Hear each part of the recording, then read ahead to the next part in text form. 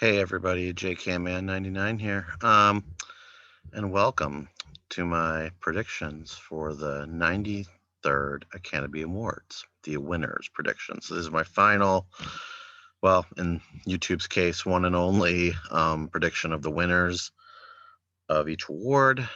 So I got to be really, really realistic here. My predictions, my nominations predictions video was really low in terms of views this year. The first time I ever posted it, I got over 3,000 views, and that kind of got me into doing all uh, this review of Oscar videos. But like, I won't say the number, but it wasn't that great. And in terms of how much energy I put into these videos versus what I get out of it, um, I mean, it spoke for itself. So the future of these videos is honestly up to you guys from this point on. I was very 50-50 on even doing this. So I really share the video, like the video, subscribe to the channel. Likes for the video really honestly help even if you don't want to subscribe, because I understand I don't put out videos very consistently. But likes will definitely help. That'll let me know that you guys want me to do this in the future, and that'll encourage me to do it. I hate to start videos begging for likes. That's not me. I'm not even begging. I'm just letting you know that, like, if you want me to do this, please like it, please, or comment that you like it, one or the other. That way I know. So anywho, without any further ado, no more of that. We're gonna go straight into my predictions for the Academy Awards this year.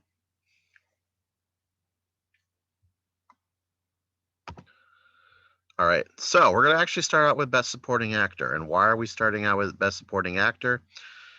Because it's the easiest category this year. And usually in the actual awards ceremony, they usually do start it out with giving away one of the actor awards almost immediately. And it just seems to reason this year that they're going to go with this as opposed to actress, because actress is still kind of up in the air, whereas Best Supporting Actor is pretty solid. So I think this is the very first award of the night, and I think it's going to go to Daniel Kaluuya. No question. All right, so best visual effects. I usually have a rule with this, and my rule is usually the winner is usually some sort of a picture that was having talks about like other categories, specifically sometimes even best picture. And the only one of these movies that comes close to that is Tenet. There's always been talk about, oh, is Tenet going to be nominated, blah, blah, blah, for almost anything. So I think Tenet is the one that's going to win Best Visual Effects.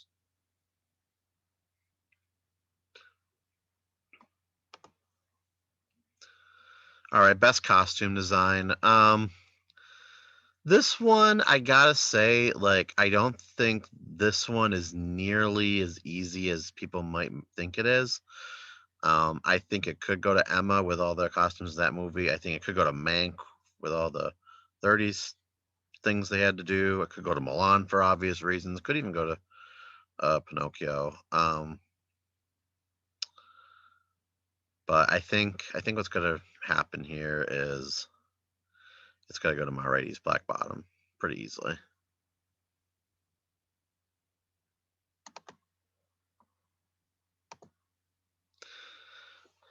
There we go. For some reason I didn't realize Pinocchio was nominated twice. That one I thought I actually screwed it up. But I have all the right information. Sorry about that. Okay, so next award, best makeup and hairstyling. So this is another one where you can make the same arguments I just made for costume design. All these movies really, if any of them win, I'm not going to be like, oh my god, like, how'd that happen? No, like all these movies have a equal shot in my opinion. So I'm gonna go with Ma Rainey's Black Bottom again for best makeup and hairstyling.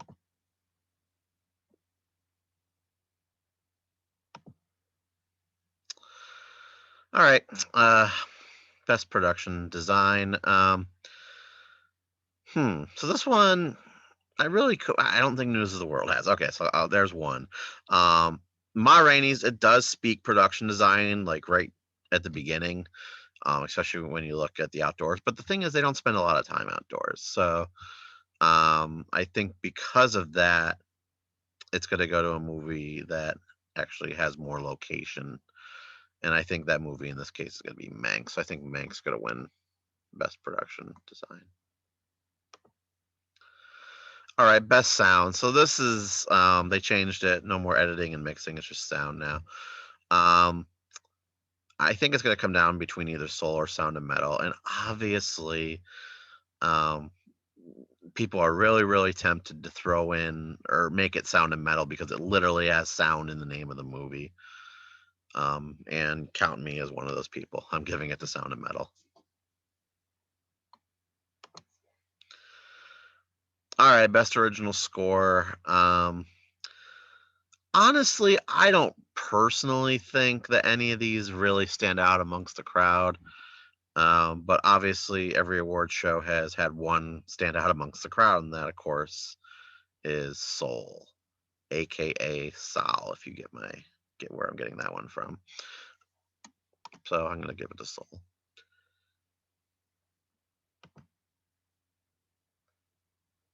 All right. So best documentary feature. So okay, this one I struggled with because I was torn between Collective and Crip Camp, actually, believe it or not. I know Crip Camp hasn't been getting too much talk. Collective is just like a documentary that is almost like a thriller more so than a documentary. It's um, like they dive into this issue, but like they do it in almost a thriller-matic way. It's hard to describe. Um, Crip Camp was one that definitely did surprise me that I liked as much as I did. Now Octopus Teacher, when I first saw that title, I was hooked to that title. But then I saw the documentary. I wasn't really a fan of the documentary. So it was so like I really thought after that like that was the end of that. But then like it won BAFTA, for example, and I'm just like, okay, maybe I'm missing something. Like I'm not the only opinion out there. So even though I really think it should go to Collective, to be honest, I'm going to give it to Octopus Teacher just because that seems to be the trend right now. And we'll see what happens at the actual Oscars. I mean, I'm kind of right a lot of times with these, so I would not be shocked if Collective actually won, but we'll see what happens. All right, best international feature film. Let's see here. So again, Collective's there. See, so it's funny that it makes two, but kind of like Honeyland, just because it's making it twice, I don't think that necessarily means anything extra for it, especially when you have another round sitting there being nominated for best director.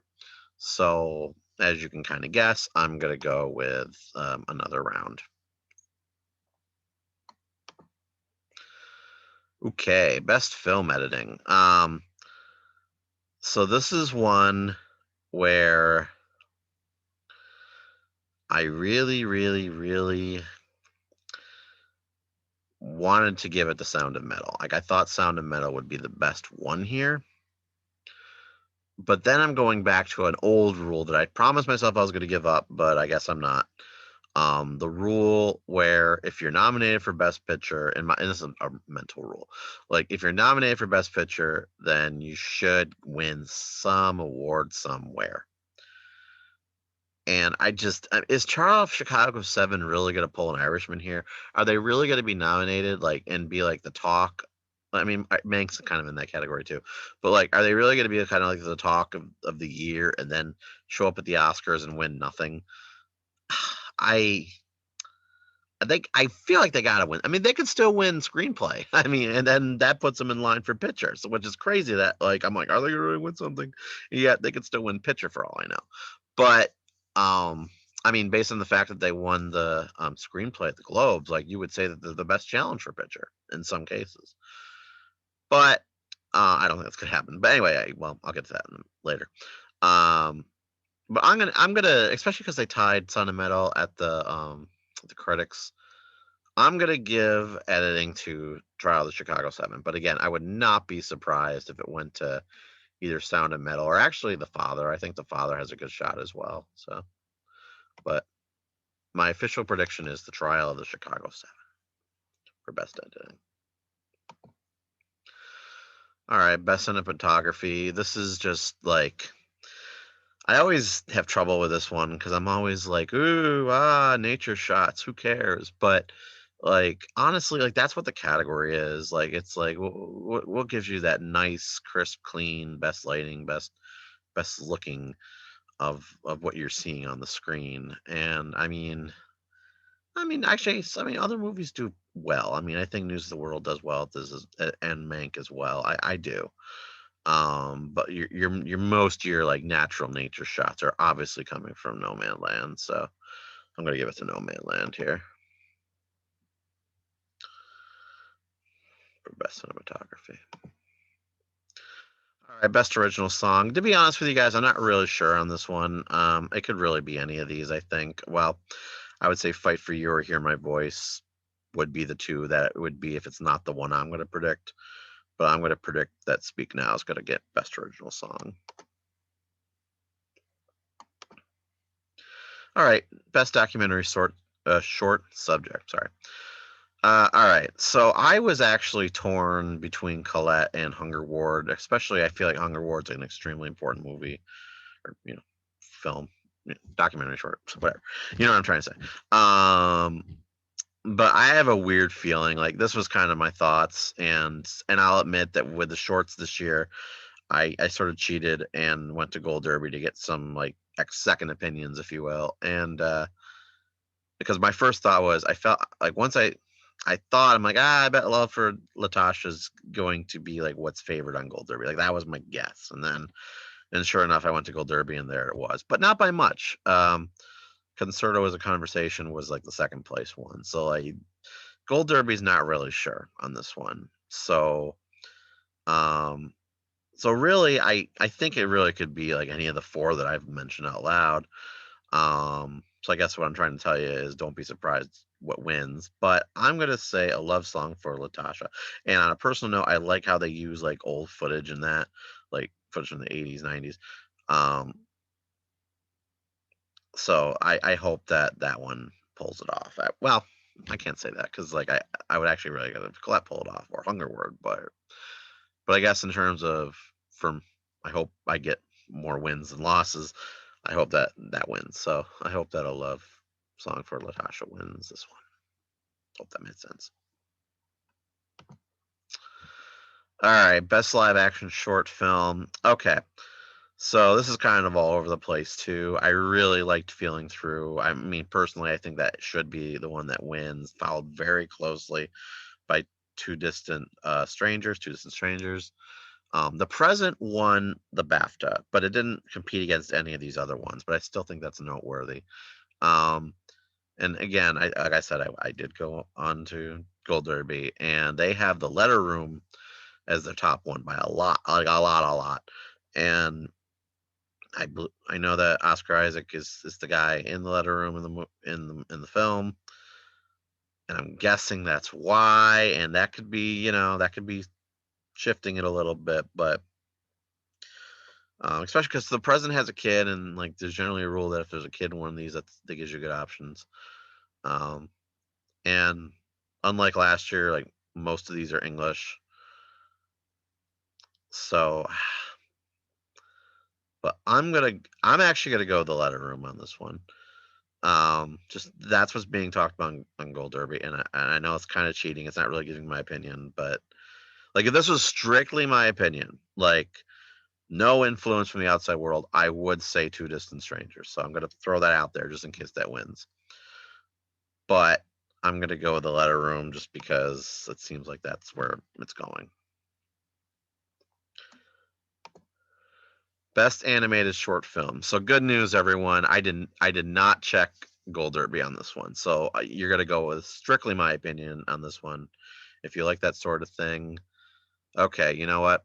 I lied to you. Yeah, I just lied to you. I did go to Gold Derby. They said if anything happens, I love you. Is the top one. The only thing I would say on that is the animation. I mean, most of the animation is just not your classic animation. A lot of it's just like, more of the experimental animation this year. So, I mean, now look, I think that would be cool for that group. If like a group that doesn't generally have like the best animation per se wins, I think that would be really cool because every year like there's usually one or two that have some good stories and then but they don't stand a chance because of the animation that they did. So Burrow is like a short that was done before a Pixar movie, and I know that's cliche to go with that, but because the others just none of them jumped out at me. That's where I'm gonna go this year. I'm gonna go with Burrow. It could be if anything happens, I love you, but I've decided not to go that route on this one, so I'm going with Burrow.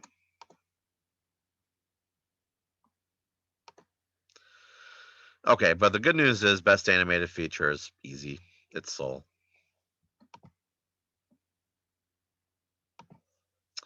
All right, best original screenplay. Now, so yeah, like I've mentioned before, Chicago 7 won the Globes. Promising Woman, I know won the BAFTAs, and oh boy, I can't even think right now who won critics. I want to say it was Promising Young Woman. Um, so Judas and the Black Messiah, though, like in my opinion, I think should win. Like I think they do actually have the best screenplay. And obviously, like with screenplay, especially in the original category, it seems more than often than not. I could be wrong with that though, statistically, but it seems like that's the one where you can only win like where you could win one award and then you can get Best Picture just from getting the original screenplay. Um, so I don't know. I feel that somehow this is where Promising Young Woman's still going to shine because like in terms of best pictures, like No Man Land's pretty much swept everything except there's been a few times where I think Young Woman has snuck in. So like I feel that out of all of these, that one has the best chance of getting screenplay. I'm ruling out Minari. I'm ruling out Sound of Metal. It could be Juice and the Black Messiah. It could be Chicago 7, but I'm gonna predict that it's gonna go to Promising Young Woman. All right, best adapted screenplay. The Father and Nomadland were nominated at the Globes, and like I don't know if I've already said this. I think I have. The Globes nominates only 5 screenplays. They don't differentiate it into original and adapted. So the thing there is that you can if it made that list, it's a pretty good screenplay. Sure, at least it should be, even though Mank was nominated in the Globes and didn't get the Oscar now. So and when that happened, I actually thought that I'm like, you know what? I think The Father should be the screenplay that gets it over No Man Land. And the reason for that is because No Man Land is basically a lot of the movie is actually real. Like it's Frances McDermott playing a character out with real people. But a lot of the interactions that you see in the movie are real interactions with people. So it's not like you can script that per se. When these people are telling their live stories at a campfire, like they're telling their live stories. Like they're not like you don't have Chloe Zhao in the background being like, okay, and can you do that one more time? No. I mean, they shot for I forget if it was weeks or months. I think it was months. And I think they took what they could. Like I think they took the best footage they got of their time there and and used it to make the movie. So to me, like the screenplay wasn't you couldn't have planned for all that. You just can't. So for me, like a deserving screenplay to win this award needs to have like everything planned out. I know you can go back and make adjustments and all that fun stuff. And look, I've done that in my time on certain projects I've done. But I think it should just if you're making a feature length film and you're in the Oscars, you should have everything all planned out. So that being said, Borat does the exact same thing. Like a lot of things happen in Borat isn't obviously not planned out. It happens while it happens. So there's the situation there. Um, so I think this goes to the father, and I realize that you might be thinking, "Oh, the BAFTAs, that's why I changed it." No, I was gonna go with the father regardless of what the BAFTAs did.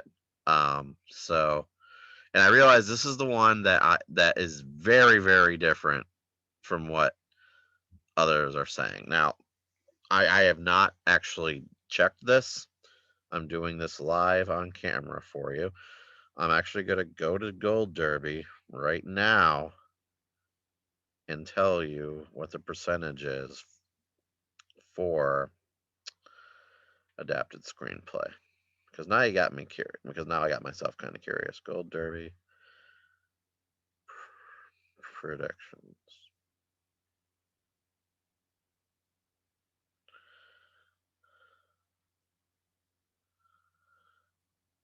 Come on.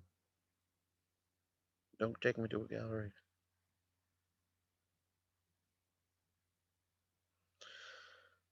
All right, let's just see what this part says. Hopefully, they think Nomadland. So, I mean, that's your best bet, and that shouldn't have even been something I looked up. I should have known that. They think Nomadland.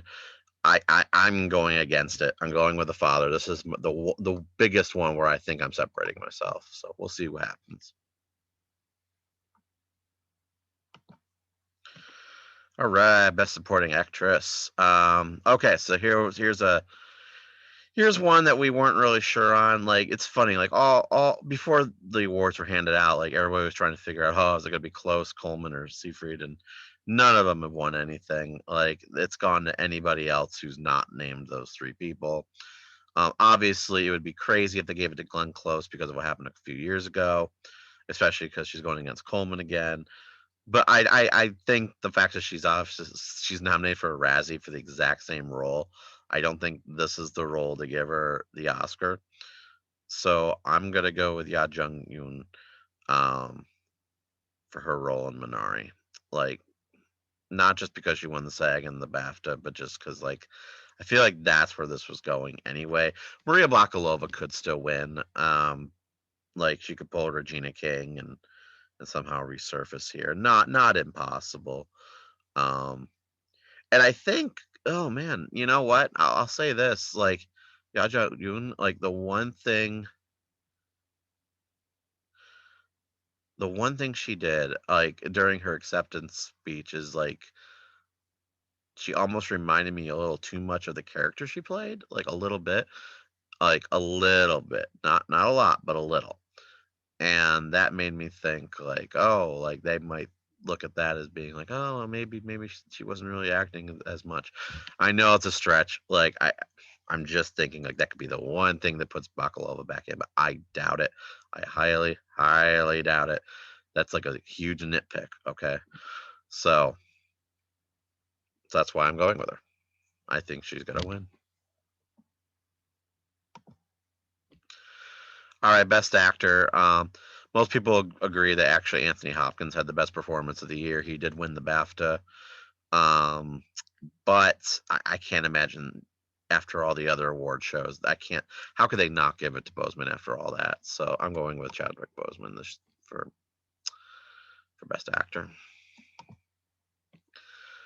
Best actress. Okay, so this will be the last one that I take a while on. The last two, I'll pretty much fly through those. Um, so Viola Davis wins the SAG. Andrea Day wins the Globe. Vanessa Kirby doesn't win anything. Frances McDormand wins the BAFTA. Carey Mulligan wins the critics. So I mean, we're all over the place here. I think it would be hilarious if Kirby wins the Oscars and like they all get one and Kirby gets the best one. That would be hilarious to me. So the question is, which one really speaks the most? And to me, the SAG award does because I believe that has the most overlap with voters. If I may be wrong on that, but that's what I think is the case. I could be wrong. Could be wrong.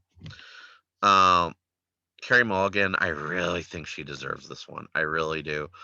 Um, like you look at her other roles, and then you look at this role, and and that shows the range of her acting. It really does. Whereas, like, there's been other roles here where I don't think the range was that far. Like, I just didn't. So I really thought Carrie, like, this was the movie that Carey Mulligan should have gotten the award, and because of her range in it, like, quite honestly. And but I don't think it's going to happen. I think it's going to go to Viola Davis because of what I mentioned with the SAGs. I think that has the most overlap, and that's pretty much the end of it. So anything could happen here, but I'm going with Viola Davis. And no, I'm not going to check Gold Derby. All right. Best director. This one's pretty easy. I'm not going to spend any time on it, except for I think it was kind of interesting through another round in here because they could have had three women and they decided not to do that. Too bad there. So it's going to be Chloe Zhao for Nomadland. Okay, so best picture. I mean, we all know what it's going to be, but I just wanted to speak to it a little bit. I know I said it was going to be quick, but I sort of changed my mind. Um, First off, I wouldn't be surprised if the father of Judas and the Black Messiah won. Um, I don't see Promising Young Woman or Chicago 7 pulling it off, unless they do something with the screenplays, one of the two of them. But it's going to be Nomadland, and for me, like, despite my criticism of how they kind of joined a group of people and made a movie about it and fictionalized part of it. Um, well, a lot of it, if you really think about it, but like, well, nearly all of it. Um, like some of that part of it to me is controversial, but like it seems like from everything I've heard, they wanted to be a part of it. They were welcoming towards it. So if they don't mind, no harm done, obviously. No Man Land to me is a feels movie. No Man Land is the perfect movie for 2020. It talks about living in memories. And what have we been doing all year? We've been living in memories, like a lot of us have, because a lot of us haven't been able to do what we want to do this year because of the pandemic. Um, and then it just talks about like that I'll see you down the road part that's in the trailer and in the movie. Like I can't get through that. Like I honestly can't without like getting choked up and stuff.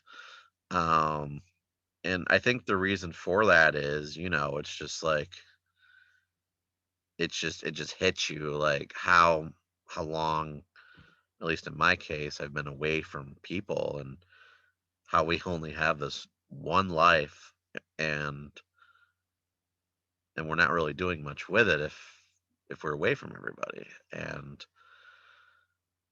And yeah, I think out of that came at right around the end of the pandemic, even though we're not close to the end yet. And I think like that was just a reality check, like a gut check. Like, once this is done, like you need to live your life. And I think that was the message of the movie.